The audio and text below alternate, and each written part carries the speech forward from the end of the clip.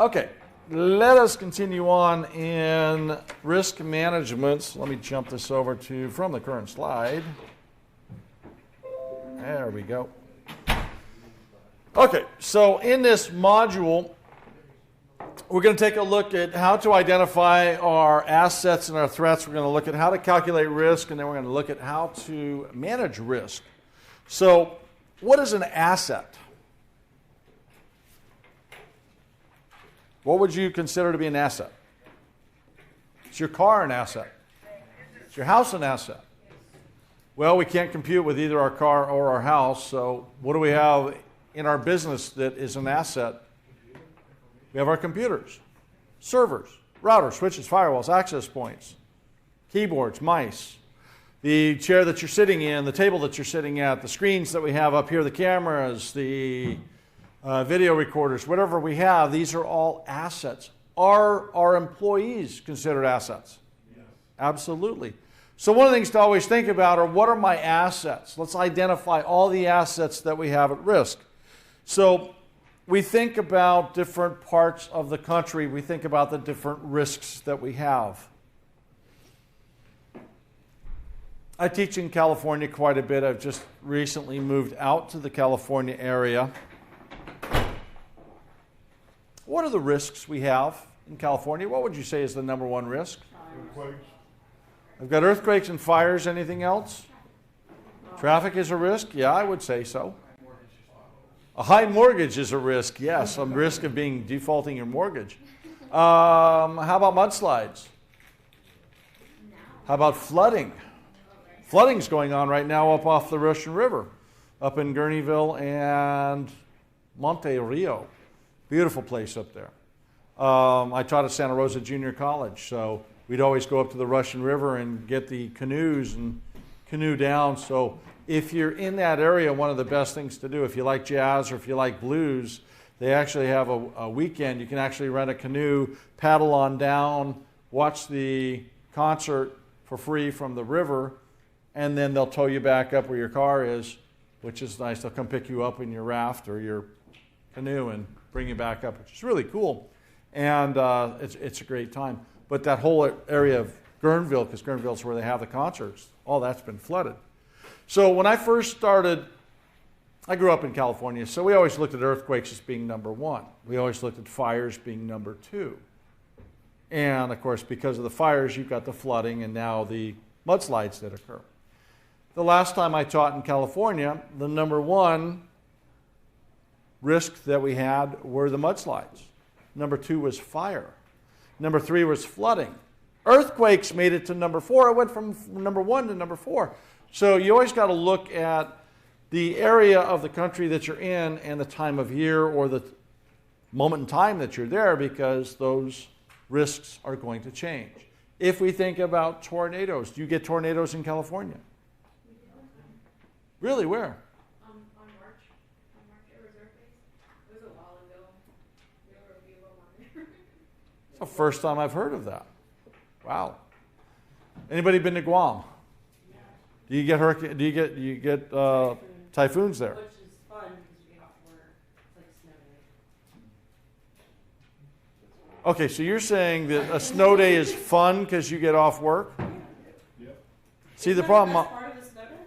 Well, the problem I have with a snow day is if we have a 5-day course and we take 1 day out for snow, that means we're doing 10-hour days instead of 8-hour days to cover the material. It's different here. There. No, it's not. Still got to get the material covered. So you know what they do? They make me go back to my hotel room and they make me do a remote connectivity. So I had to do that last week, or a week before last, because of the snow. But that's okay. I don't mind doing that. You know, I was down at the Pentagon last month, and they actually canceled my Monday class because they said, "Oh, there's too much snow. You can't have class." And then there was a 2-hour delay on Tuesday. So I had 6 hours on Tuesday. I had Wednesday, Thursday, and half-day Friday to do all the CISSP. We finished at 2:30 on Friday. Much to my students' surprise, they went, "I can't believe we covered all this." I said, you didn't get all the good stories, but, you got the material.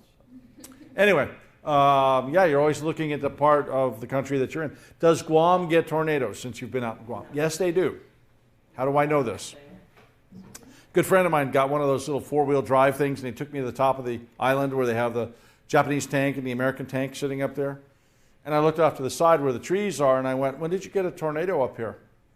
Jason looks at me, he says, I've lived here my entire life. We've never had a tornado here. I said, have you seen ever the results of a tornado coming through? It looks like a weed whacker has come through and actually topped your trees. And I said, that's exactly what that looks like. And he goes, oh my God. So we took pictures of it, brought it back down, and then started bringing up pictures of some of the other tornadoes that have occurred in the southern states. And he goes, it looks identical. So we had to have had a tornado. Tornadoes will spin off in the middle of hurricanes or typhoons. So that's usually where you get them. So you start thinking about the assets that we have and the risks that we have. You're going to have different risks in different parts of the country. If you are going to do a risk analysis for your company, you're going to do a different one for each location because every single location is going to have different risks. So once we've identified the risks, we have to conduct a threat assessment for each of the assets that we have.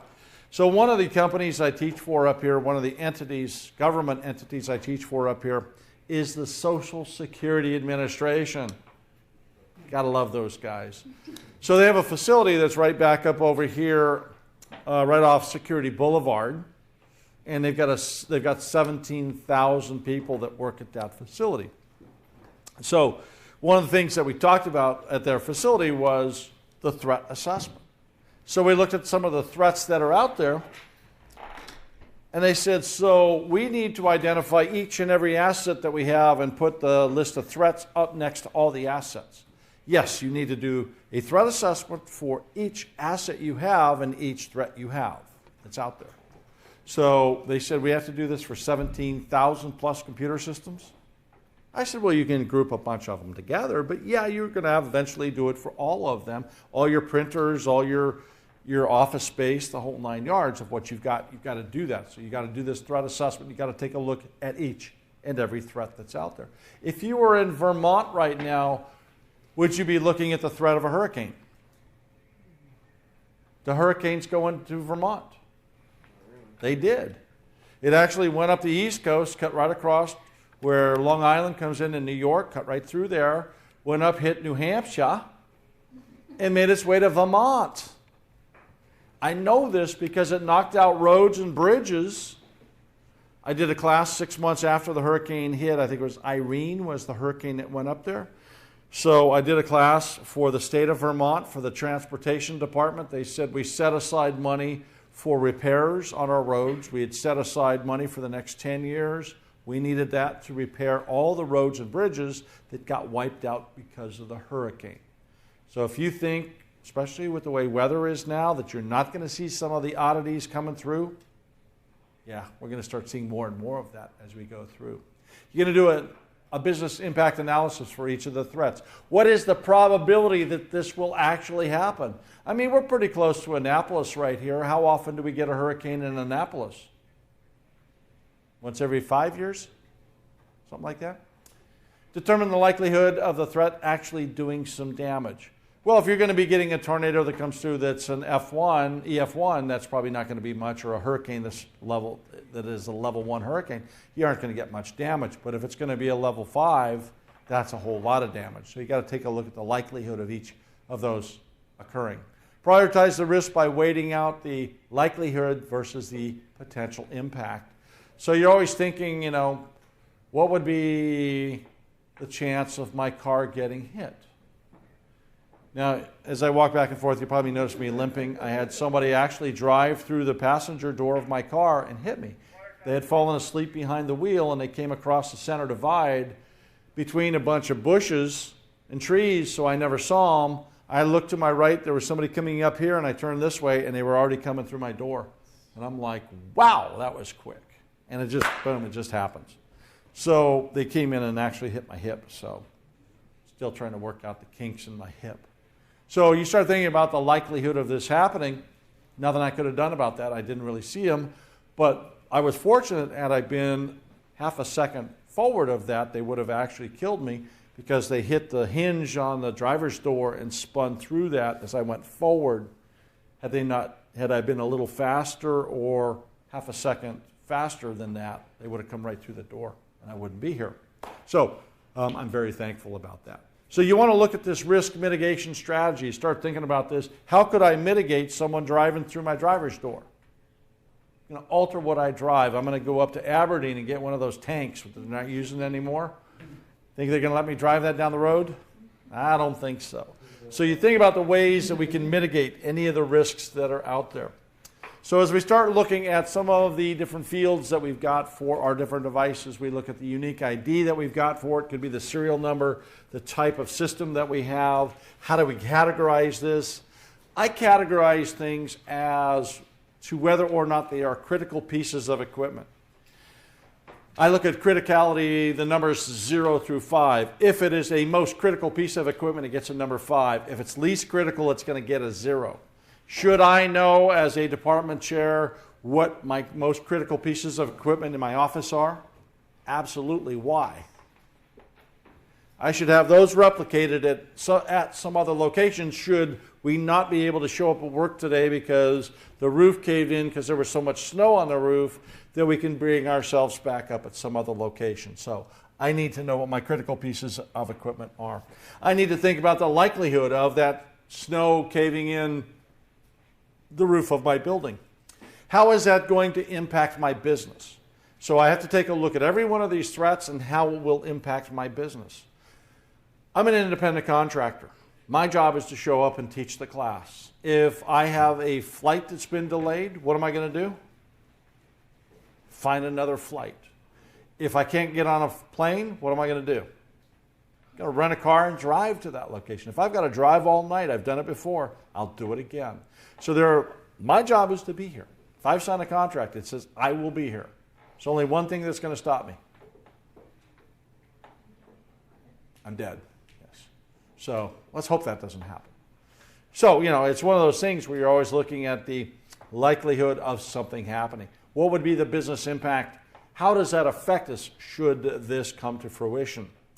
We're going to prioritize. We're going to take a look at all the different types of threats that we have. We're going to prioritize them and say this is most likely going to happen. How can we mitigate this? How do we put the mitigation steps into play? And what are some of the strategies that we can use on this? I don't care how well you've mitigated any of the risks that we have. There will always be some residual risk. I don't care if you're driving the tank into work. There is a residual risk. What would be that residual risk? Running out of gas would be one. How about the bridge I'm going over can't handle something that's got that much weight? If I end up down in a ravine, could I possibly make it out of the ravine with, yeah, possibly, but you never know. We always have to have a contingency. I'm always looking at contingencies. Anybody drive on 81 going down through Roanoke? Anybody been on that road before? What is wrong with the people in Roanoke? Out of the 35 times I've driven that road, 30 times there's been an accident in Roanoke, either my side or the other side. I don't care which side it is. It's still going to stop traffic on my side. So when I finish class here on Friday, I'm driving down to Nashville because my business has been running out of Nashville for the last 10 years, so I've got to go close out my stuff and send things off to California. So I'm going to be driving down there. I'm going through Roanoke. I can almost guarantee you, I can give you a 97% guarantee there will be an accident in the Roanoke area on my way down there. Do I have a contingency plan to go around it? I have found all the back roads of Roanoke. There are some great restaurants there. Just saying. You got to be the owner of the risk. Get a look at this and say, hey, I'm taking responsibility for this risk. I want to make sure I take care of this. As we begin identifying the different assets that we have, we want to take a look at the information.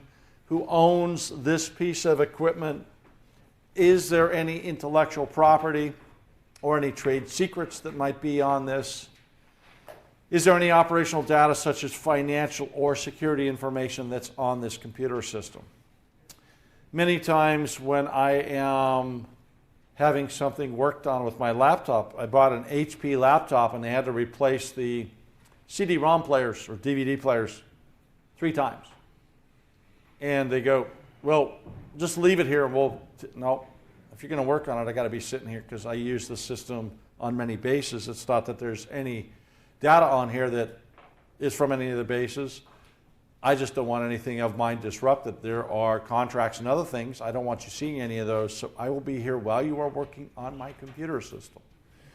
And it's really funny because a lot of these guys are newbies.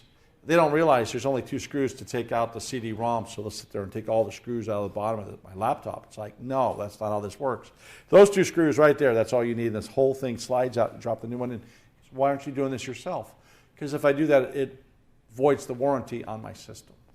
So you guys have to do it, and I have to pay you $50 to take out 2 screws. What's that costing me? $25 for them to take the 2 screws out, $25 to put the 2 screws in. Wow. I want a job like that. How many screws can I put in an hour? Yeah, there you go.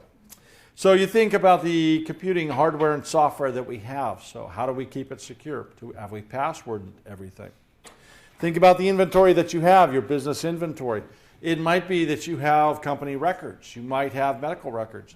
I was meeting my family down in Southern California for lunch. We went to a little Taiwanese place for lunch. And I went in to use the restroom, and I noticed sitting right by the back door boxes that said medical records of employees. Just boxes, not locked or anything. Is that legal to do?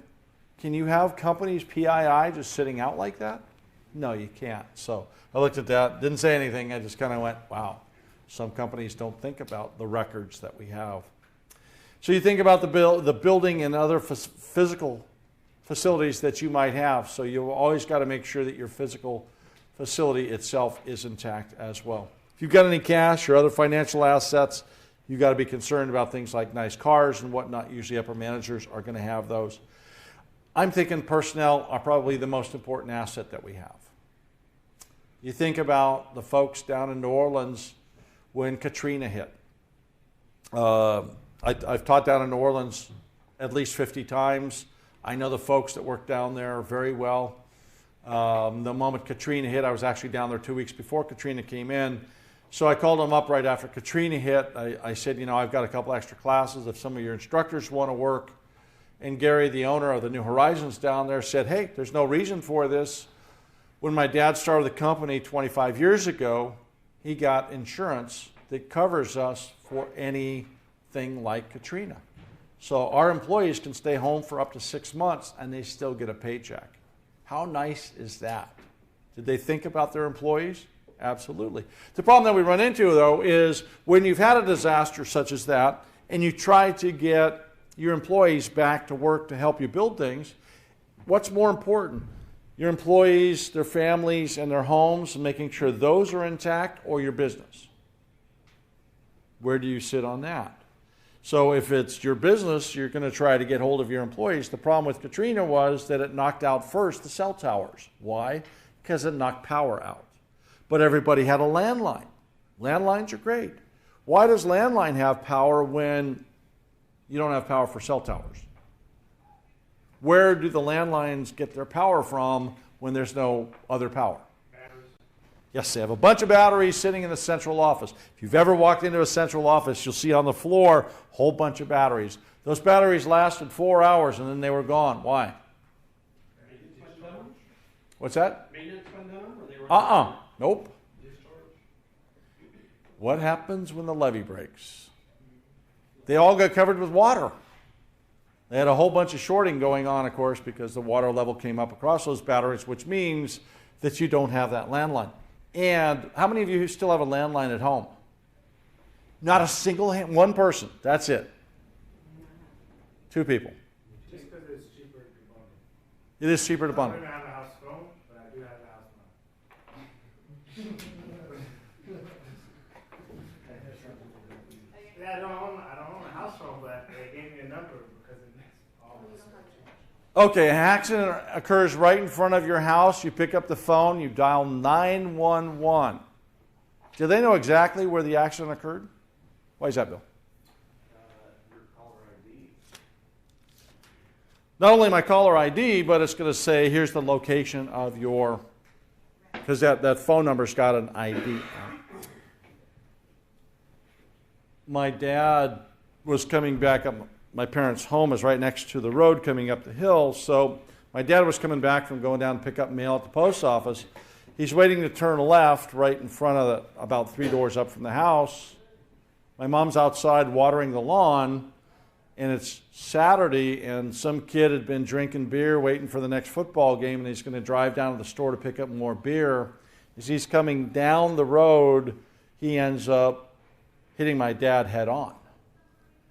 And he kind of hit him at an angle to where if my mom had been sitting in the passenger side, she would have been dead. But when he hit my dad at 65 miles an hour, he drove the steering wheel back, broke my dad's ribs, and snapped the chair so that the seat, my dad fell backwards, and the steering wheel raked across his chest.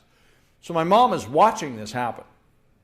She reaches inside, picks up the phone, and dials 411, not 911. So information comes on and goes, "Information, can I help you?" My mom goes, "Well, I just want to report an accident. I just watched my husband get killed, and I just watched his ghost come out of the car and start walking around." It wasn't a ghost, it was actually my dad. My dad actually lived through it. And so they said, "Well, this is 411, not 911. So she hangs up and dials 411 again. So if you have older adult parents, one help that you can get them if they still have a landline is put in big bold letters right next to, on a piece of paper right next to the phone or right next to their easy chair, 911, and put down the address, because most times people forget where they are, especially when if your adrenaline is pumping, you're not going to remember where you are. So you start thinking about that. Becomes real important. So you start thinking about the personnel, you start thinking about being able to call in and bring 911 folks in to help you out. Branding or business reputation. If your business has gone down because of a disruption, you can bet that your business reputation is going down with it. Anybody heard of a company called Toyota? Anybody heard of the Fukushima earthquake? What happened in the Fukushima earthquake to Toyota? Was Toyota directly affected? They were not directly affected. They were indirectly affected. At the time that Fukushima occurred, Toyota was number 1 in the world. They sit a little higher than all of the folks that they outsourced the making of all their parts for their vehicles. So they do something called just-in-time delivery. So all of their suppliers deliver all the parts for tomorrow's cars today. That's the only inventory they have, 1 day's worth of inventory. They have all these contracts for all these cars they have to build.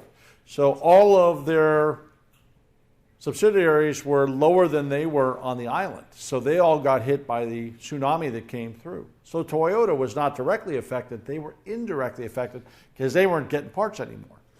Within 3 weeks, they went from number 1 to number 3. It took them over 3 years to get back up to number 1. Why? Because a lot of people lost that trust that they had in Toyota. Their reputation was not that good. Oh, you aren't thinking about something like this. So you always got to have some sort of contingency. So what do they do for their contingency? They're now making parts in the United States. If this were to happen again, they can get 10 days worth of parts onto a ship and get it out to Japan in 2 days, and they can continue making these parts and get them out there to Japan so they can continue doing what they're supposed to do.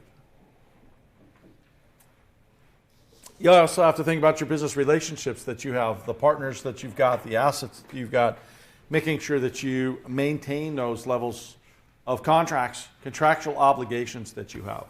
We think about the threat assessments that are out there. Environmental accidents, things happen. Do you ever have nuclear power plants lose their containment?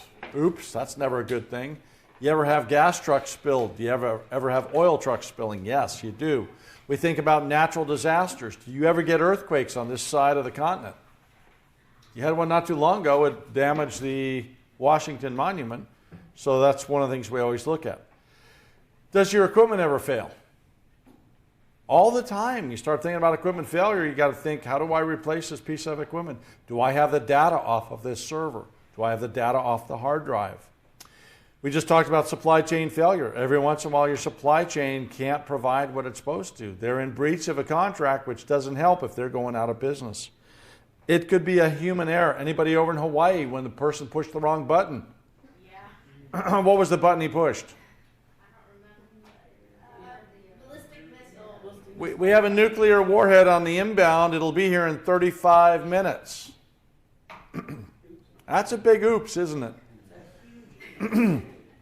This guy got a whole bunch of threatening phone calls and emails saying, I'm going to kill you and your family for doing this. He made a mistake. People make mistakes. They push the wrong button. I'm dyslexic, so I flip-flop things. If I see 4 answers on a test, A, B, C, and D, if the answer is C, it appears where B is for me. How's that happen? I have no idea. It happens between my eyeballs and my brain, but there's no way. They've tried electroshock therapy. Actually, it was self-imposed. I went over and took a hairpin and I plugged it into an outlet that blew me across the room. Still didn't seem to solve that problem. I was a year and a half old when I did that. So you start thinking about the ways that we perceive things. There are times when we make these errors ourselves. Could be a malicious outsider. Could be a competitor. Why does a competitor want to bring me down? Look, they can't handle their contract. They're not in business. Come with us. We're better. Could be an insider. Why am I going to have an insider threat going on? This is a person maybe that didn't get the raise that they wanted. They didn't get the promotion. They didn't get the new car that their colleague got. So they have this thing where they're going to get back at the company, and they want to go in and expose some of the things that the company is doing. When you think about the impact of what any of this could do, it could be, bring down a system. What's the replacement cost for that system? Is that system still available? If I think about the routers, the switches, the firewalls, and access points, many times those devices go to something called end of life. What is the difference between end of life and end of service? End of life, we're not going to build it anymore. And so at the end of the life of that system, they will still continue to service it for 3 years after that. So you'll get the updates for 3 more years, but they just won't be building that product anymore. So that's what we look at. When we start looking at it, we go, well, I have this older device, it's broken. Do I want a replacement for this? I mentioned that I was up in Vermont not too long ago teaching this class, and it was an A+ class that I was teaching. And this was for the state of Vermont, so they have a building that's down in Montpelier, which is the capital. And the building is actually owned by National Life. So National Life takes up most of the building. The state takes up another portion of the building. And over on the west side of the building is one of my favorite businesses to work with. It is the New England Culinary Institute. What do they do there? They teach you how to cook. So they have, of course, breakfast, lunch, and dinner that's available, breads that are available on Friday afternoon. One of the best places to go for lunch. So I'm down there Wednesday having lunch, and I hear this, Eric! I turn around, it's my buddy Morgan. Morgan just went to work for the state of Vermont's education department. I said, Morgan, what have you been up to? So we talked for a while. We used to work together. I was actually at his bachelor party 30 years prior, and it's great to see that old folks like him and me are still alive, So I said, so what's the problem at work? And he goes, I'm running this really old system, and I can't find any documentation online about the product that I'm running. And I said, well, what platform does it run on? And he said, an Apple IIe. This was less than a year ago, my friends. Apple IIe. When's the last time you saw an Apple IIe? 1998, maybe? I went, why do you still run this 1998 machine? He goes, the program that the state education department instituted back then is still being used today. They've never updated it for Microsoft, never updated it for Windows, and there's no documentation anywhere that I can find in the building. And I said, well, let's call up my friend Dave Hanley. Dave owns a bookstore called nerdbooks.com. So I called up Dave, and I said, Dave, it's Eric Lefevre. He goes, yep, I know, because I see your name up here on the phone list. What's up? So I tell him what's going on, and he goes, I got 3 books on the subject. Really? Morgan was ecstatic. He's like, wow, can I get those? So he bought all 3 books. Morgan's like, I can read this. This is great. He said, now I've got another problem. I said, what's that? He said, I got to find somebody who's got some 5 1/4 inch floppies. So I need to explain to anybody what a floppy disk is. Okay, because there's some classes where people are so young they have to go, what's a floppy? So anyway, I said, Morgan, you're in luck because I'm about to clean out my garage in Tennessee before I move my stuff back to California. I've got a box of 1,000. He said, how much would you sell it to me for? I said, how much are you paying for a disc right now? He said, $5 a piece. Wow, that was a good investment for $5,000. So I said, you can make the check out. Don't make the check out to me. Make it out to the Boys and Girls Club of Nashville because I want to make a donation to them. I don't need the money. I was just going to throw that box away. He's like, really? You're giving up $5,000? I said, it's not my money. My grandfather taught me if I didn't earn it, I can't spend it. So I said, let's just donate it and see what we can do. So you start thinking about what happens when you want to replace something or when you want to find documentation on something, especially your older machines that you might have. We think about the lost revenue. We think about the lost opportunity. If your business is not up and running, if you happen to be Toyota, you may not have that ability to regain what you've lost because you're losing a little bit of your reputation. You might lose some customers. There might be that production loss. You might end up in your production environment getting 14 inches or 14 feet of water coming into your facility. So we always look at that. There might be that human cost. There might be some loss of life. So you always have to be concerned about that. That reputation. If you didn't think about the contingency plan, you always have to think about how do I turn this around to make sure that this does not ever happen again. And again, if I've got contracts that I can't fulfill, there will be a legal consequence where somebody might sue me and say, hey, you didn't keep up your end of it. You said you'd have me 25 new cars by the end of this week, and they are not there. We think about the privacy impact assessment, ensuring compliance with any external regulations and internal policies on privacy. When you think about HR or OPM, what does OPM have on us? What sort of information does OPM have about us? Everything? They got my name, my address, my social security number. Do they have any medical information on me? You never know. What's that? Yes, they have my social security number so they can hack into that or they can actually gain access to all that information. So you start thinking about what is it that we lost? We lost copies of all our private information. So you always have to think about companies and their ability to keep that secure.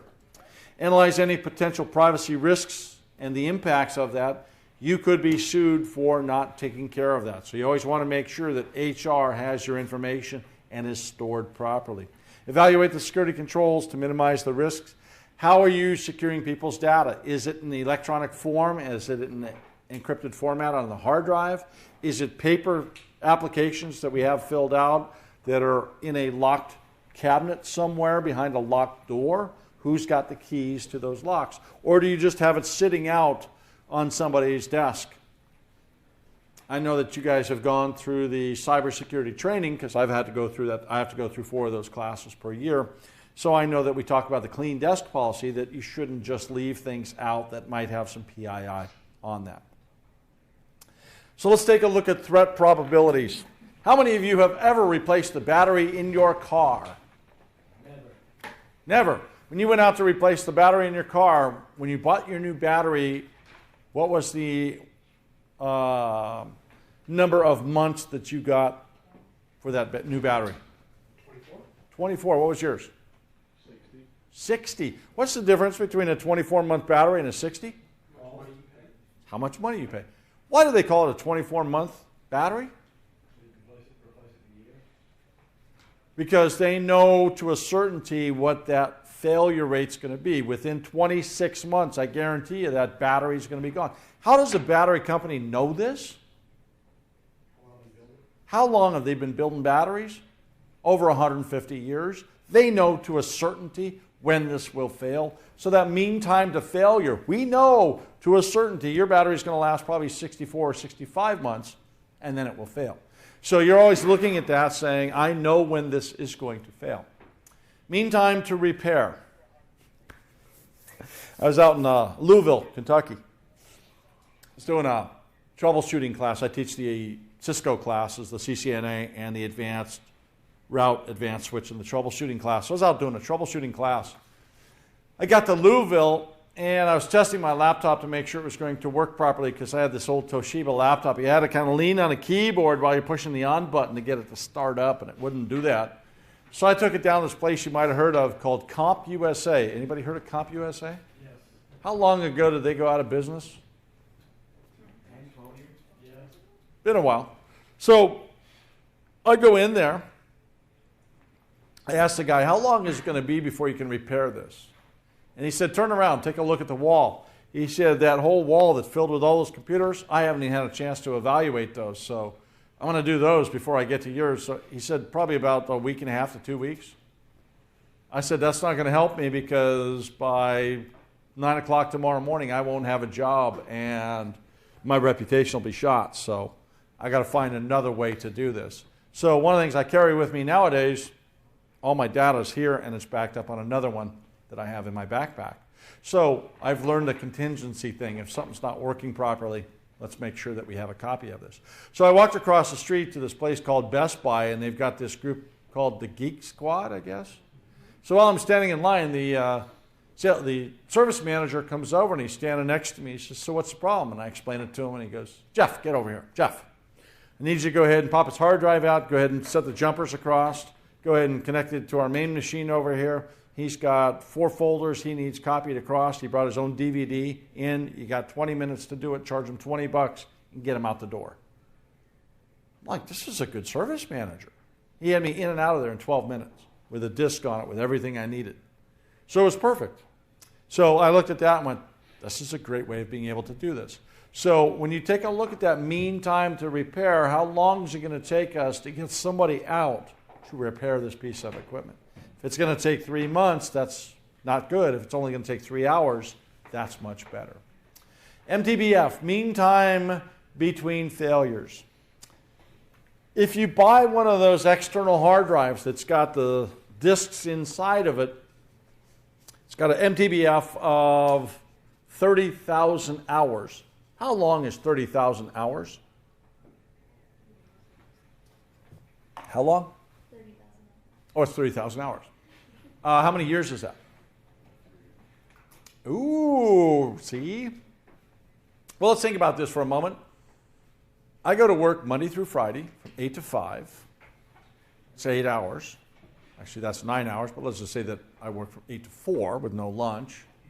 I work 5 days a week, 50 weeks out of the year. That's 2,000 hours. So that means if I only turn on my hard drive for the time I was at work, that would last me 15 years. But I don't normally turn my system off when I leave work. I leave it running for the next 24 hours. So if I left it running 24 hours a day for the 50 weeks that I worked, that's going to be 6,000 hours. So that's going to give me a 5-year time limit on that. But the problem is I leave it on the weekends as well. So instead of 5 years, I probably get about 3.5 years out of a hard drive. So does that mean that I'm supposed to replace the hard drive every 3.5 years? It means on average, this is going to last 3.5 years before it breaks. So last year, I was up in this place called Sacramento, California, doing a class. I get to class, I'm getting prepped for the class. The guy who handles the network comes walking in. I'd never met him before. He walks in, he says, hey, my name's Bobby. I'm the new IT guy here. I said, hi, Bobby, nice to speak with you.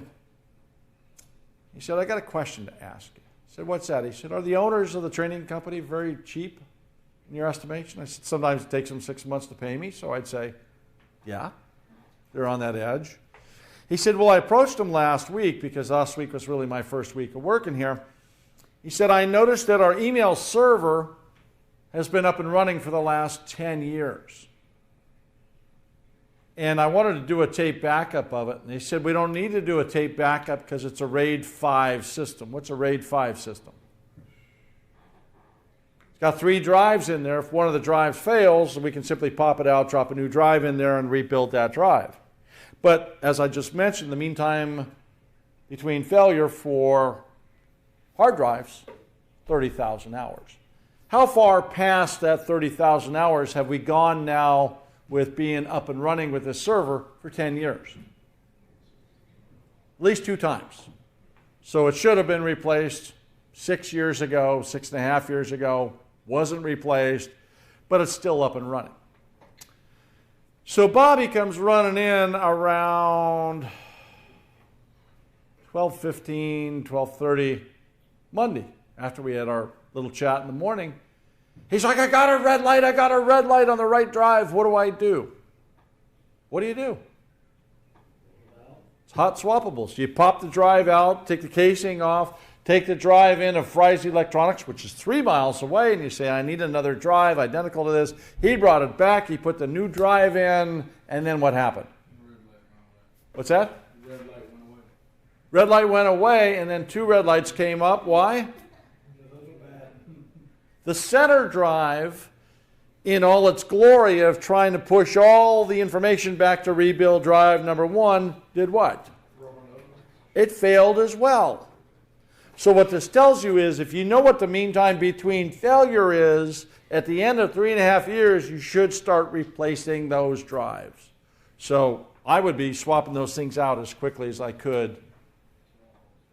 So the MTBSI is the mean time between service incidents. So that's going to be a combination of the mean time to repair and the mean time between failures. Okay, so we got a couple of little things that we need to take a look at here. So I need to go over to interactive and that. Is that going to do it? That's going to do it for me. Okay, so let's take a look here at some of the... We want to take a look at the value of our assets. So we have something called the single loss expectancy. So the single loss expectancy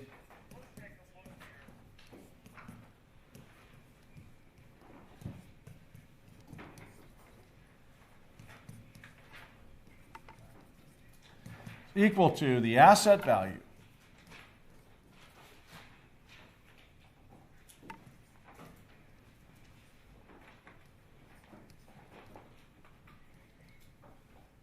times the exposure factor.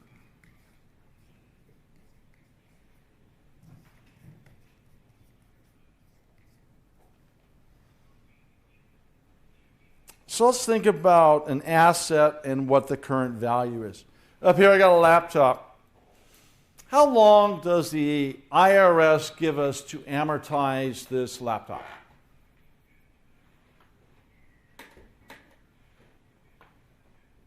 3 years. It's a router switch or firewall, 5 years. So I got 3 years. If I spent $3,000 on my laptop 2 years ago, what's the current value right now? 1,000. How'd you get that? Every year, I lose $1,000 of the value. I need to know what the current asset value of every asset I have, because every year we're devaluing the assets that we have. So when you take a look at something like your building, you take a look at the computers, you take a look at the router switches and firewalls, when we buy it, it's going to start depreciating as we go through time. So I got to know what my current value of my asset. If I think about a building, does a building retain its asset value or does it increase in its value? Usually increases in its value most of the time. But let's just say that we bought our building for $1 million and it's remaining at $1 million. So my asset value is $1 million.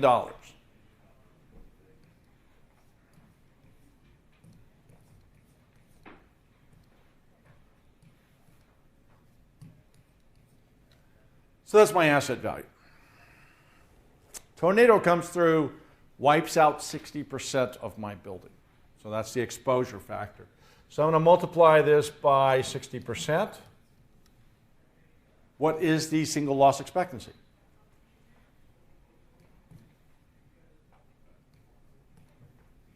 We have no math majors here. $600,000. That's a lot of damage to my building. So the next thing that we think about is how often do we get a tornado coming through our facility? So one of the things that we look at here is the annual loss expectancy.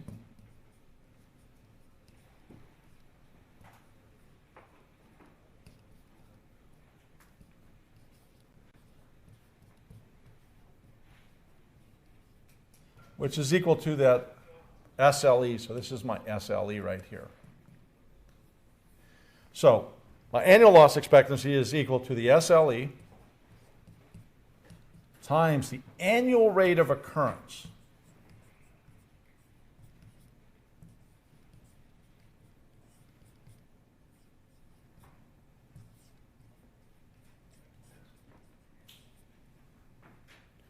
How often does this occur? Where would I go to find out statistics on how often we get a hurricane, or I'm sorry, a tornado that's going to come through this town that would have enough power to knock out 60% of my building? Who would I go to for that? Could I go to the National Weather Service? Could I go to the fire marshal, because the fire marshal would also have those statistics in their books as long as that fire department has been there? Could I go find the old guy in town who's lived here his whole life and knows how often tornadoes come through this town and where they've hit?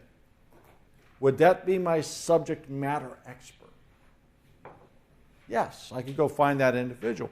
So once we come back and we find out what that annual rate of occurrence, now I could go to the Weather Service, and the Weather Service says, well, Eric, you know, that annual rate of occurrence that we have is once every 20 years. So I can take the single loss expectancy that we have of $600,000, and I can multiply that, and I said it happens once every 20 years. I'm going to multiply that by 0.05, which tells me that my ALE, or annual loss expectancy, is what?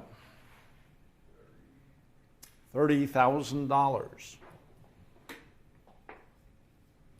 What does that number tell me? That number tells me, according to my research, that every year for 20 years, I would have lost $30,000 on that. But it also tells me a little bit more. It tells me that if I'm going to spend money on insurance, I should not be spending more than $30,000 to protect that investment that I have on an annual basis. That's really what we look at this number. But let's say that I go and I find this subject matter expert who changes things around a little bit for me, because that 0.05 says once every 20 years. Find the subject matter expert who says, I've lived here my whole life. My daddy lived here. His daddy lived here. So we got 3 generations. We've only seen 1 tornado come through here in the last 150 years. Or maybe 3 tornadoes. So let's say 3 tornadoes in the last 150 years. That means on average we get a tornado how often? Once every 50 years. So could we look at that and say, well, maybe we could take that 600,000 and multiply it instead by 0.02, because that's once every 50 years. What would that new number be? $12,000? Which one's correct?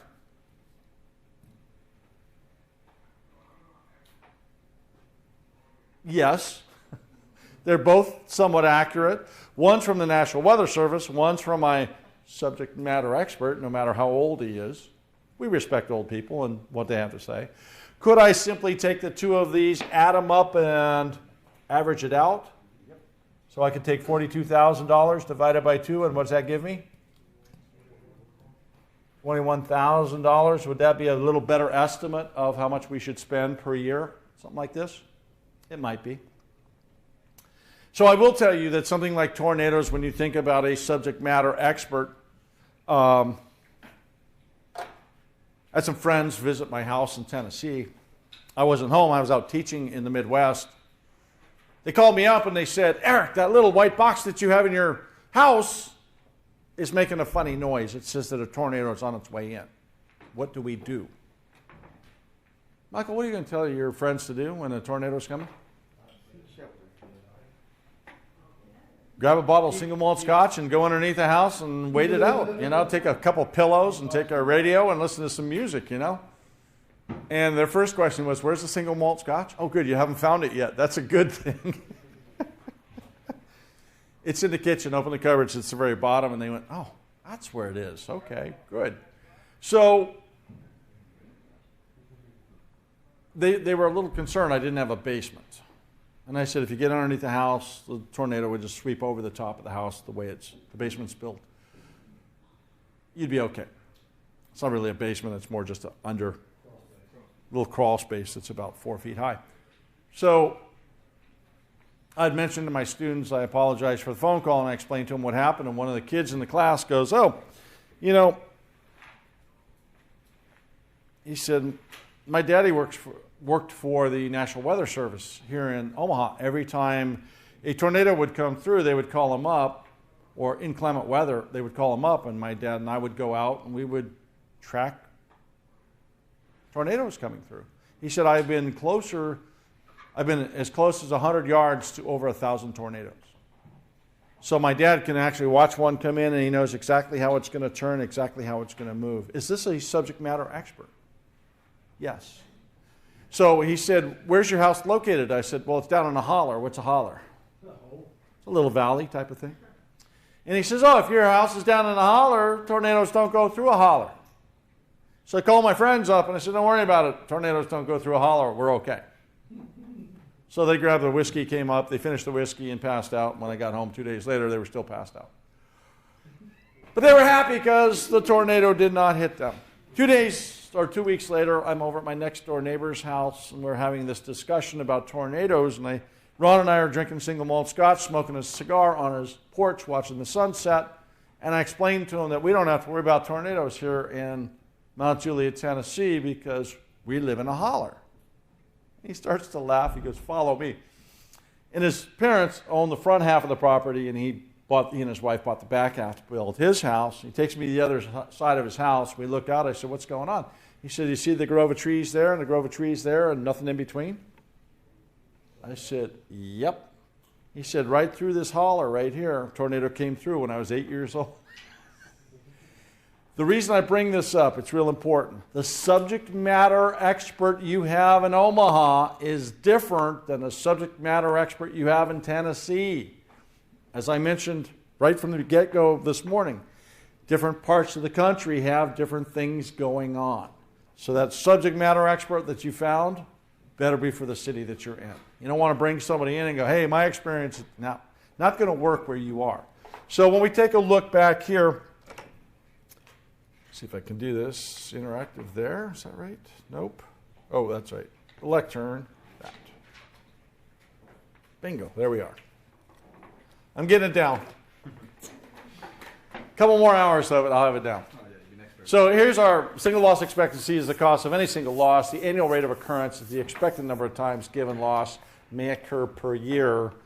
Annual loss expectancy, or the ALE, is the expected cost per year from the threat. So the single loss expectancy times the annual rate of occurrence. The thing to think about this is when you sit down to take the test, we will give you a piece of paper and a pen to write. So you want to write down SLE equals the asset value times the exposure factor. The ALE, annual loss expectancy, equals the SLE times the annual rate of occurrence. They're going to give you a couple formulas, and they're going to give you some time frames, and they're going to ask you to figure out either the SLE or the ALE, one of those two things. Now, the question becomes, do we use empirical data? When we think of quantitative risk assessment, this is dollars. These are dollars up here on the whiteboard. The single loss expectancy, the annual loss expectancy, those are true dollars. That's how we're viewing this. The quantitative side of this is always dollars. The qualitative is that subject matter expert. What's the probability that this could occur? What would be the impact should this actually come to fruition? So when we take a look at the qualitative side, we are bringing together a whole group of people sometimes to actually look at this and determine, is this really going to happen? If I'm in California and I start looking at earthquakes, I've been through 3 7.0 earthquakes in California. I know what an earthquake's like, and I know the probability of it happening, and my undergraduate degree is in oceanography, so I took a lot of classes in geology, chemistry, physics, and you start looking at the probability of something happening. In California, we're waiting for the big quake. We know that one's coming, at least an 8.0, maybe a 9.0. So we're always looking at that because the Earth has this propensity to want to just kind of reshuffle itself, and it needs to readjust. It's kind of like, you know, when you hurt your back and you snap, crackle, pop your back, it's just readjusting is all you're doing. That's what the Earth is doing. Things are moving around in the crust, and it's got to be able to readjust, and that's what's going to happen. So we take a look at risk management. There's several ways that we can handle risk. One way is to avoid risk altogether. I can tell you right now that I can give you the most secure computer in the world. What's it plugged into? Nothing. Absolutely. What's the other thing about my computer that makes it the most secure computer in the world?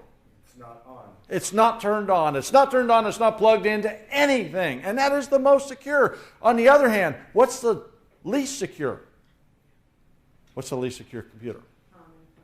On and plugged in? Any username and password? No. And you have access to absolutely everything.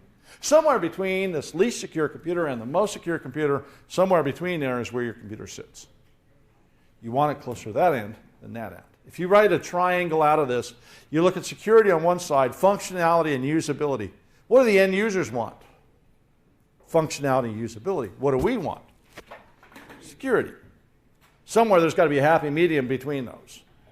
We want it closer to that direction. They want it closer to this direction. So we'll find somewhere in the middle of security, functionality, usability, hopefully closer to the security side than anything else. So we always think about the risk that we have and the ways that we can mitigate this. So avoiding risk is pretty hard to do. We can transfer the risk. If you were to go buy a Cisco router right now, let's just go with a Cisco firewall. My favorite firewall that they have is the ASA 5585 with an IDS IPS box in it, because the ASA 5585 is going to cost you $750,000, and the IDS IPS that slides inside of it's going to cost you $250,000. So $750,000 for the box and $250,000 for the IDS IPS. So $1 million for this whole thing. Cisco will sell you an insurance policy that says that if that system goes down, we can have a replacement to you within 2 hours. How much is Cisco going to charge you to have a new box delivered to you within 2 hours? $1 million. They're going to charge you 70% of the value of the original box on an annual basis. How much is 70% of $1 million? $700,000. That's a lot of money, is it not? Yeah. Well, you could say, I would rather have it delivered within 4 hours. That's only going to be 50% of the value of the box, which would be $500,000. On the other hand, you could go with an 8-hour delivery, which would be 33% of the box, which would be $330,000. Or you could say, I don't need it for 24 hours, which would be 20% of the value of the box, or $200,000. Which one sounds best to you? The cheaper one. So you're sitting with your upper management team. You have to convince them that they have to bring in this insurance policy. And how do you do that? What you say is, stockholders can sue you for any loss that the company incurs because you didn't handle the risk. So if we're making $1 million every 15 minutes and we're down for 2 hours, how much did we just lose? $8 million. How much did it cost for the box originally? Wouldn't it be better for us, instead of getting a 2-hour replacement, losing $8 million, spending $1 million and buying a second box and building this with a failover, so if the primary goes down, the secondary takes over? Would that preclude upper management from being sued by the stockholders for the loss of $8 million? As a Cisco stockholder, I would like to see you do that. But I don't want you just to get 2 boxes. I want you to have a third one on the shelf. Why? In case one of these 2 goes down, you have that third one to bring in so that you can do load balancing between them. Because the problem that you're going to have is that your chief operations officer is going to come over and go, let me get this straight. We have this one running as primary, this one's the backup, this is just going to sit there and do nothing. No, sir. We're going to do load balancing. We're going to split the load between the 2 of these. But if this goes down, this one can still handle that. So we want that third box over there should something happen. So we want to take a look at transferring this and see what's best for your company. Mitigation, applying security controls to reduce the risk that we have. So there are ways that we can write our software so that we can preclude someone from trying to get in and break our system. Deterrence, the applying visible controls to discourage others, to try to keep people out of my server room, make sure that somebody can't attack my system. Anybody here ever watch the TV show Burn Notice? Nobody's watched Burn Notice? Burn Notice. We got one person watching Burn Notice. The guy that played the lead character, Michael Weston. He always went down to his mom's house. What was he doing at his mom's house most of the time? Putting up with her, smoking for one. Sharon Gless was part of Cagney and Lacey. She'd smoke about, 6 cigarettes in 2 scenes. Work on the car, work on the house. Work on the car, work on the house. And every once in a while, he'd turn to his mom and go, hey, Mom, do you happen to have that old AT&T uniform of Dad's? And in the background, kind of like on Magnum PI, he would talk about why he needs the uniform. Do you remember what he said about the uniform? Why he needs the AT&T uniform? I don't. He said if you're in an AT&T uniform and you got this little badge that has your picture on it, it's got a date of 2020, and you have a clipboard and a work order, can you pretty much walk into any building pretending to work for AT&T and get access to the DMARC so that you can capture all the data going across the wire? What should you do if you're the receptionist and the AT&T person walks up that you've never seen before and you don't know who they are? Call who? First call to get an appointment and then call AT&T. Call AT&T. Could you please describe this individual to me? So yeah, that would be one of the ways that we can actually prevent someone from getting into my office to do something like this. Is it possible for us when we take a look at risk to simply accept the risk that's there? When you get in your car, are you accepting the risk that you face getting on the road? Absolutely. Anytime that we mitigate the risk, there will always be some residual risk. There's always something that remains there. So there's a couple different mitigation techniques that we have. We can put in some of the technology controls. We can put in router switches, firewalls, access points to mitigate this. We can write policies. We can make sure that people take a look at the security policies that we have, take a look at the procedures that we have, take a look at the standards, the guidelines that are going to define the ways that we can mitigate this. Routine audits. If you have, I remember that you guys have changed the name of IA over to cybersecurity. So cybersecurity is going to do their audit. Are we also going to bring in a third-party group to also do an audit? We are. We're going to compare the 2 audits to make sure that what you do on your audit internal is also matching what the external audits are showing as well. How do we handle an incident in-house? Do you guys have the expertise in-house to handle an incident? Yeah, this is part of what IA did, or cybersecurity. They now handle incidents. They've gone to school for incident response. Anybody here been to forensics analysis class or forensics training at all? Great place to go is SANS Institute. SANS Institute has some of the best forensics training that's out there, some of the best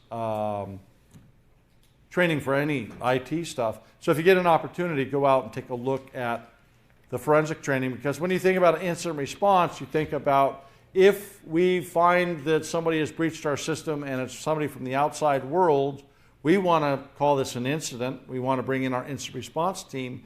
They're going to actually capture our information. They're going to bag it, tag it, take it back to our forensic lab, and they're going to go ahead and do a forensic analysis of this. So we want to take a look at the incident management. We're going to see that coming up in some later chapters. We think about change management. We have a change management board. We want to make sure that changes to our network, changes to our applications are being reviewed, approved, and then we're being told that we can go ahead and implement them. So change management becomes important to us as well. There are some automated security tools out there, device or system configuration tools. Cisco's got a whole boatload of them for the routers and the firewalls. So you can actually go in and you can say, I want to put in this, this, and this, click the buttons going through, it'll automatically configure your system. But you do want to be able to go back and read the actual configuration itself to make sure it's working properly. Continuous monitoring and alerting of anything that might happen to our systems.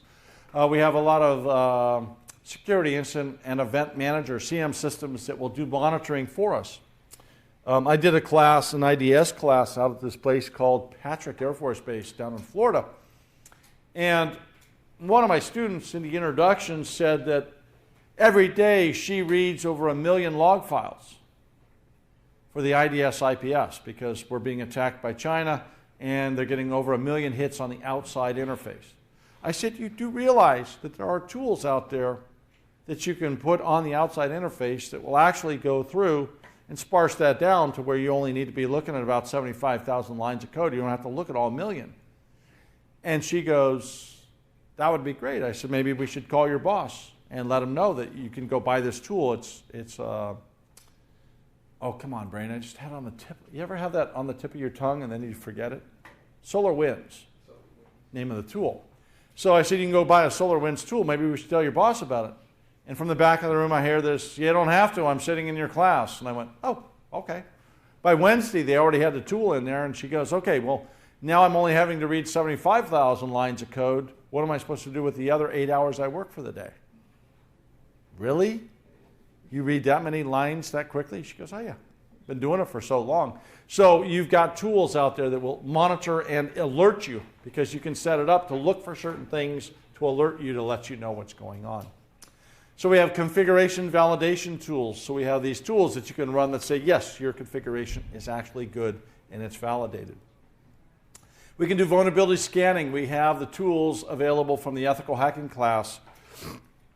One of the reasons that we send people to the ethical hacking class is not just to get the certification. It's so you can actually come back into the office and do a scan of our systems to make sure that we have no vulnerabilities on our system. How often do our attack scenarios change on our computer systems? Is it daily, weekly, monthly, or yearly? It's daily. It may even be more often than that. It may be by the hour. So things are changing on our system quite frequently. So one of the best things to do is be up to date with your vulnerability scanning experiences and the tools that you have so that you can go ahead and run those scans on your system. One of the concerns that we always have is the tools that we teach you in the ethical hacking class are not the tools that the hackers use. Why not? Why don't we show you the tools that the hackers use? So you don't hack somebody? What's that? So you don't go out and hack somebody? We don't know what those tools are. Why not? Because the hackers haven't shared those tools with us. When they do share the tools with us, we'll go, oh my God, that's what you've been using the last 2 years to hack me. Amazing. Why are they giving up those tools after 2 years? Because they have a newer one that's better. And they're never going to share that with us. Why? That's what they're currently using to hack other people's systems. When we take a look at vulnerability scanning, you want to make sure that you are up to date with that. Remediation tools. How do we remediate and get ourselves back to a secure system? How quickly can we do this? We take a look at the patch management software. There's software out there from Microsoft that gives us this ability to go ahead and push down the new patches once they've been tested to all the systems that are out there. We have automated troubleshooters. We have tools that you can run that are going to come back and go, hey, by the way, you got problems. We're going to go ahead and solve that for you, and it's going to send you a nice report that shows you this. If by chance you need those reports to remain with all your current regulations. You might be part of the banking industry. We have a lot of regulations in the banking industry. So some of the troubleshooting software is going to come back and go, do you have any regulation requirements, compliance requirements that you need this report for? Yes, I do. Well, that'll be an extra $20 per month, and I'll just go ahead and send you the reports. So it's really nice having those automated troubleshooters because it'll also solve your problem and secure your system. We also have application testers. We're going to see that coming up a little bit later on. There's a lot of different ways that we can test our applications. So we got a couple questions in here. Order the steps of a complete risk assessment. So what would be the first thing that we look at here for risk assessment? Identify the assets at risk. The next one?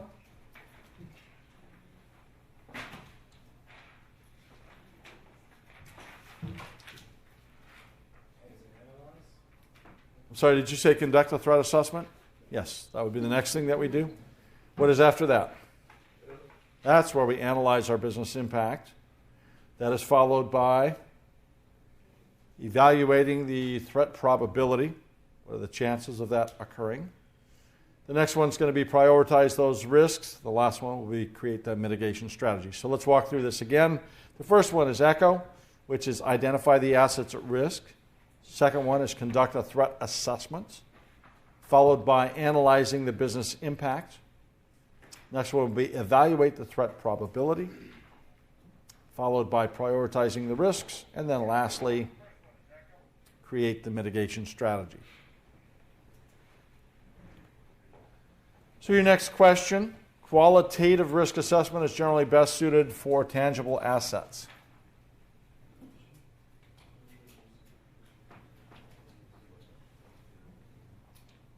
What is the difference between qualitative and quantitative?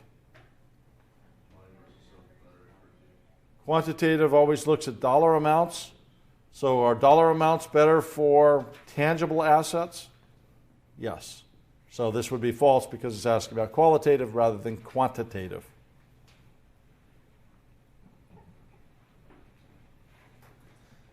The next question, you're shopping for a new HVAC system unit for your server room and you are comparing manufacturer ratings. Which combination will minimize the time you'll have to go without sufficient cooling?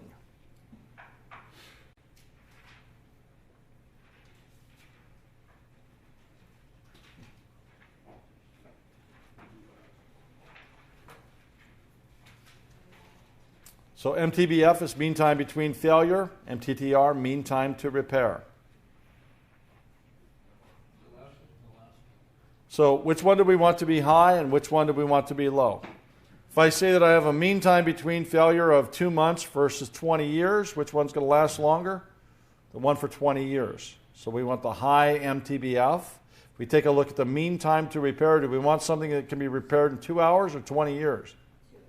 2 hours, so a low mean time to repair. So that would be a high MTBF and a low MTTR. So high MTBF means the unit will seldom fail, and a low MTTR means it'll take less time to repair. Your company has long maintained an email server, but it's unsecure and unreliable. You're considering just outsourcing email to an external company who provides secure cloud-based email services. What risk management strategy are you employing? Yes, the last one, the risk transference. I am transferring this over to somebody else. Sometimes we call that passing the buck, but sometimes that's the cheapest way to do that. Next question, what element of your risk mitigation strategy helps keep future additions to your network from introducing new security vulnerabilities?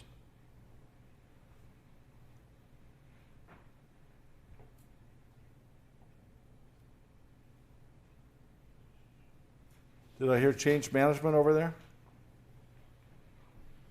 Stephen, did you say change management? I thought that's what you were mumbling over there. I thought I heard a change. It could have been strange management, but that's also another way that you could do that. But yeah, change management policies. Make sure organizational changes don't compromise your security. This next module is going to talk about vulnerability testing and how to perform a vulnerability scan and taking a look at pen testing. What is the real difference between a vulnerability scan and a pen test?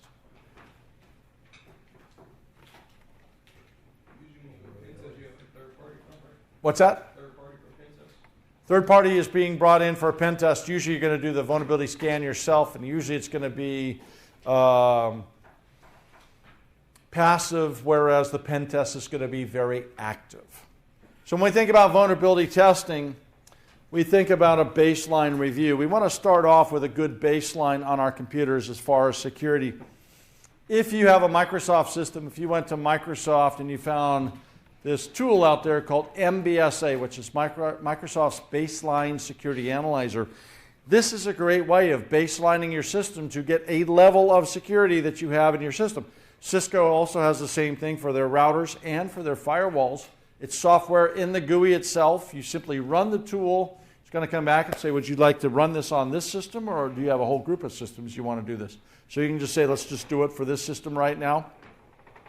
MBSA is going to go find all of the different applications, all the different ports that are open, and it's going to say, it's going to give you these big green check marks going through that say, yeah, you're good, you're good, you're good, and then big red X's next to where you're not so good. At the bottom, it's going to say, Eric, would you like me to take care of the rest of this for you? That would be great. So you hit yes. And all of a sudden it's going to go through, and I'll just have all green check marks going through. It gives me a good baseline of where to start. And that's what you want for all your systems. It's a great starting point.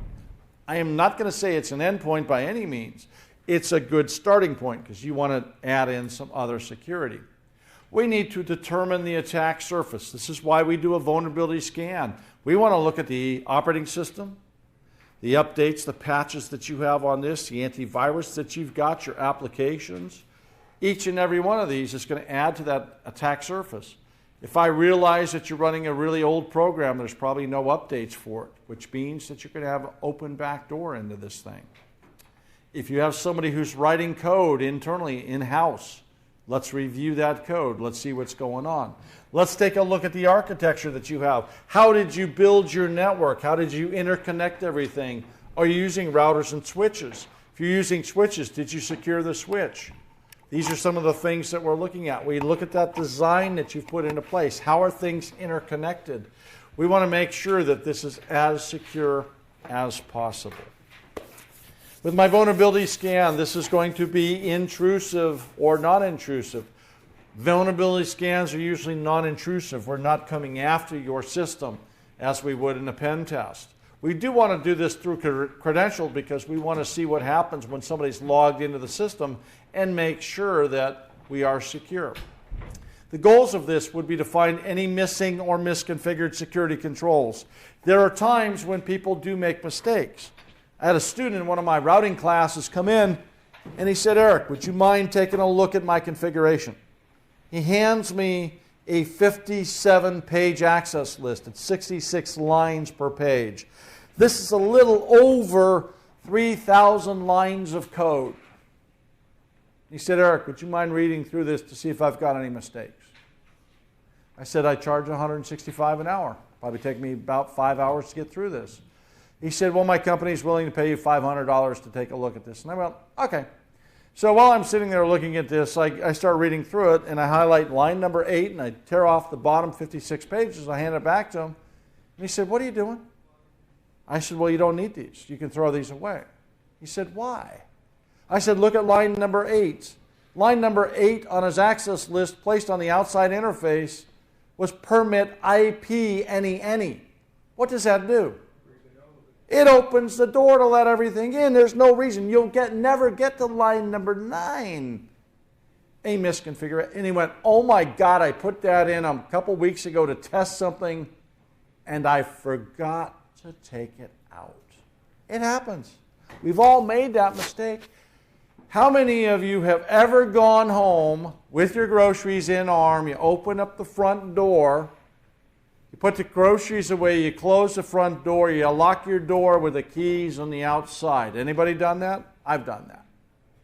A few hands went up. We've all done that. How long did it take you to find your keys? Took me a day and a half. I scoured my entire house. I sat there going, what the heck happened? I don't come in my front door. I always come in the garage door. I had some work going on in the garage that I couldn't go in there because I was working on a project. So I'd come in through the front door, and I'm like, where are my keys? So finally I went, well, maybe I just left them in the car. And then I went, as I walked out through the front door, I went, I couldn't have done that. And I turned around, there they are hanging there. And I'm like, you idiot. And it happens. I mean, we make mistakes. You can leave some open ports in your system. You might use a weak password. How long should a password be? How long? 8 to 14. 12 to 15. I'm going with 15 or more. Why 15 or more? How does Windows store a password? It hashes it. It's going to take your password up to 14 characters. It's going to pad it with null characters up to 14 characters. It'll split it into 2 groups of 7. It'll hash this group and hash this group. If I'm going to hack you, it's going to take me 3 days to hack this group of 7 characters, and 3 days to break this one. I can do it on 2 different machines, so in 3 days I can break your password. If you go to 15 characters, it's long enough, it's going to hash all that together. It's now gone from 3 days to exponentially 350 billion years. Big change, big difference between that. Make sure your password is at least 15 characters. When we think about a password, should we write it down? When people do write it down, where do they store it? Sticky note, where? Upper right corner is the number 1 spot. What's the number 2 spot? Under your keyboard. Under the keyboard. It's number 2. What's the number 3 spot? Lower left corner of the monitor. If you look in those 3 spots, you've got an 88% chance of finding someone's password. If you look in their drawers underneath the desk itself, now you have a 92% chance of finding their password. So when we think about passwords, you want to make sure that the passwords are secure. Misconfigured security controls. Again, just like an access list, we can misconfigure it. Unsecured data. Data that's in transport, data that's stored on your computer system needs to be encrypted. We could have a compromised system. What percentage of computer systems that belong to people at home have been compromised without their knowledge? It is greater than 80%. It is greater than 90%. The last report I read said it was around 94%. Why does somebody want to get in your system? Again, they're looking for your credentials. They're looking for your banking information. They're looking for your PII. This is why someone wants to compromise your system. They're going to put some software in your system, and they're just going to wait till that opportune moment when you're going to your bank to actually log in and actually watch what you're typing. So, again, the most important thing to do, never plug in your system to anything. Never turn on your system, and you are good to go. But then you don't need a bank then either, do you? So go down to your bank to do your banking. We have some exploitable vulnerabilities. Pretty much anything and everything that we have is exploitable. There are a lot of zero-day attacks that are out there. We always have to take a look and understand that many of those vulnerabilities people don't even know about. So we can go out to cert.org and find out what those are. Again, unpatched systems. Many people do have systems that are unpatched, so we always have to be concerned about the patching our systems. I do a lot of traveling, if you haven't guessed that already, because I'm on the road quite a bit. I do about 150,000 miles a year on airplanes and about 40,000 miles of driving every year. So I meet a whole slew of people that sit in the plane next to me, and I talk to a lot of them. I had one of the most fascinating conversations with a gentleman on my way out here. I was going to say yesterday, but no, it was the day before yesterday. Seemed like yesterday. Anyway, he's an architect that lives over in Annapolis, and some of the projects he's worked on just blew my mind. So one of the guys sitting next to me, it was great. I was over in Germany flying back. They bumped me up to first class. It doesn't happen very often. Gentleman comes in, he's huffing and puffing, and he sits down next to me. And I went, "Did you just race in from another flight?" And he says, "Oh man, yeah, we got away late, so I'm glad I just made this flight." He said, "My luggage probably is not going to make it." I said, "Where did you fly in from?" He said, "I just came in from Johannesburg, South Africa." I said, what were you doing down there? He said, I was at work. I said, what do you do for work? He said, I work for the NRC. What is the NRC? The Nuclear Regulatory Commission. I said, what were you doing down in South Africa? He said, we were doing a pen test. I said, that's funny that you mentioned that. I teach computer security classes for a living. I spend a lot of time with the Department of Defense folks talking about things like pen testing. I would like your take on how you guys do a pen test. Because the way we do it, we have two teams. Who are our two teams? Red team and blue team. What's the red team do? They launch the attack. What's the blue team do? They defend. So they have a red team, they have a blue team, but they also have a green team. What do you think the green team does? Make sure they do this ecologically correct? No. When the red team is launching an attack against a nuclear facility, do you want them to succeed? No, why not? Because we'd end up with nuclear materials in the air. We don't want that. So what do you think the green team is doing? They're checking the red team to make sure that they aren't going to breach the nuclear facility. So that's what their green team does. I said, so if you can enlighten me, I can share this on with my students. If you were to evaluate your nuclear facility, how would you rate it from 0 being not secure at all to 100% being fully secure? And he said, well, we have two entities we look at. We look at the nuclear facility itself, where the nuclear rods are housed. He said that comes in at 99.5%.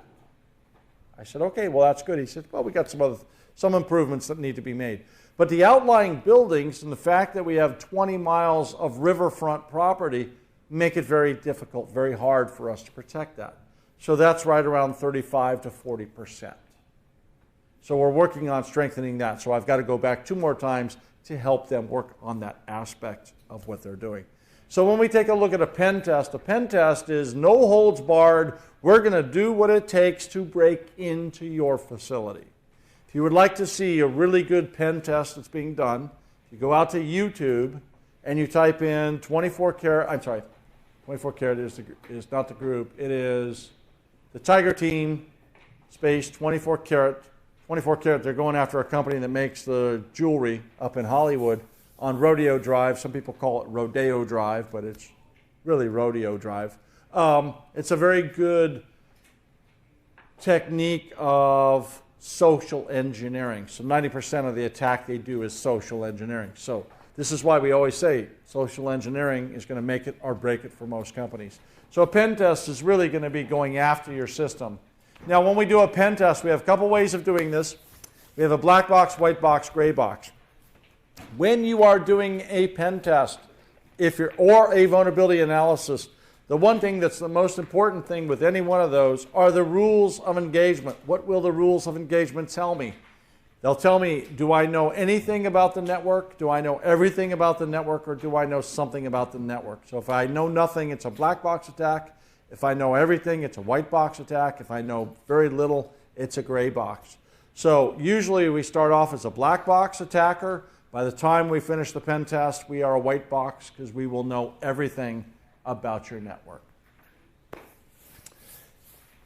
One of the things that we teach you in the ethical hacking is how to do a reconnaissance of somebody. One of the things we always are concerned about with pen testing or with vulnerability analysis is somebody on the inside going to be noticing that the attack is actually occurring. If you've pulled off the attack and nobody on the inside knows that the attack has even occurred, then there's something wrong with the way that you monitor your network traffic. So we can do a passive reconnaissance or I can do an active reconnaissance. When I take a look at the passive reconnaissance, I can do an evaluation of the company from my home. I can sit at my home and I can look you up on Google. I can take a look at something called Pipel.com, PIPL.com. You probably want to do that when you were at home tonight. Type your name in and go into Pipel.com, type in your name and your address, see how much information is out there about you. I can go out and find out a lot about companies by taking a look at any postings they put online. I can go take a look at the webpage because they're going to have a lot about the CEO, the CIO, the CFO, and then I can use Pipel to do a background check on those individuals. So this is all passive reconnaissance because I'm not attacking your system.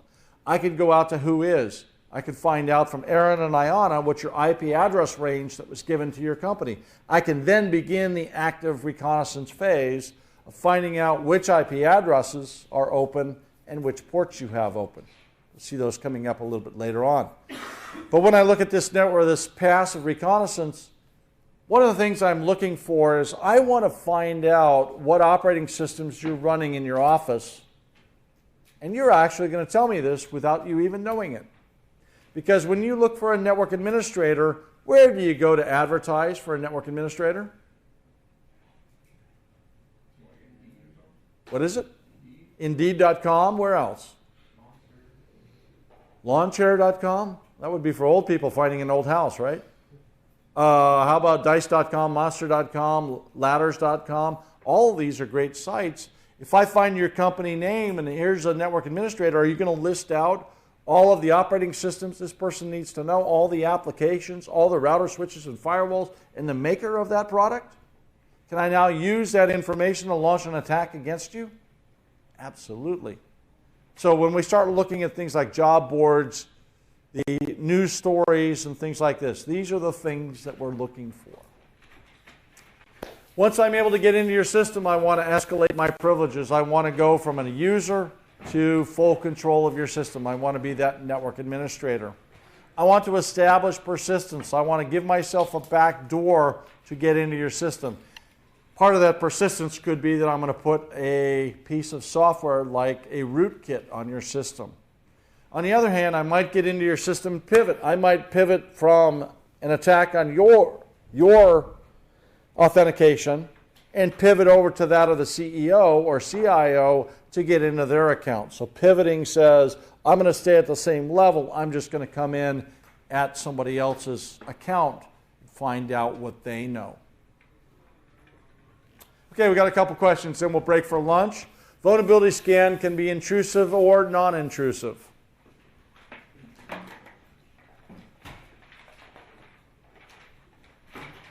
That is true.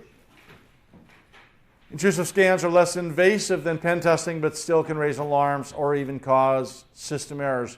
When I was up in Vermont doing a class for National Life up there, an ethical hacking class, one of the students sitting up front decided to, why did we lose? Oh, I lost my other screen up here. There we go. One of my students sitting right up front launched all the tools, or just put the tools up on his computer system, and within 2 minutes, 2 network administrators came in through the back door and went, hey boss, somebody's attacking our system. Everybody in the room turned to Bobby up front and went, Bobby, what are you doing? He's like, man, all I did was load the software. That's all it took. And they were immediately alerted. So that can be very quick. What steps might be taken as part of a vulnerability scan?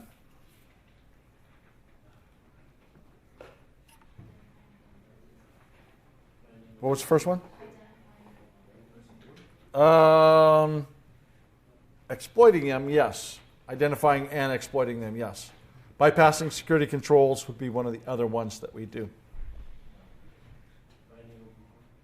So your bypassing security controls and exploiting vulnerabilities would be part of the pen test, while the others are part of the vulnerability scan. So A and B. What element of a vulnerability assessment compares security performance to existing security configuration documents? That is my baseline, yes. What kind of pen test involves a tester with full knowledge of your network configuration? White box says that I know everything, yes. Vulnerability scanners, vulnerability scanners are a good way to determine a network's attack surface. That is true. So they give us a methodical way of checking for possible points of an attack. While conducting a pen test, you've just managed to gain access to an important server. The main problem is that you got it through a session hijacking attack that took both luck and precise timing and might be cut off at any given time. Given limited time, what should your next step be? Escalating privileges would be good, but I would rather do something else. Establish persistence. Why would I want to do that? Means I can get in any time that I want. So in this chapter, we took a look at the security concepts, such as the CIA triad, the security controls, how to distinguish between risks, threats, and vulnerabilities, how to apply secure design principles, how to distinguish events and incidents. We took a look at how to identify the assets and threats, how to calculate and manage risk. And finally, we took a look at vulnerability assessments and how to plan vulnerability scans and pen testing. When we come back from lunch, we'll take a look at understanding the attacks. We'll see you guys back at 12:30.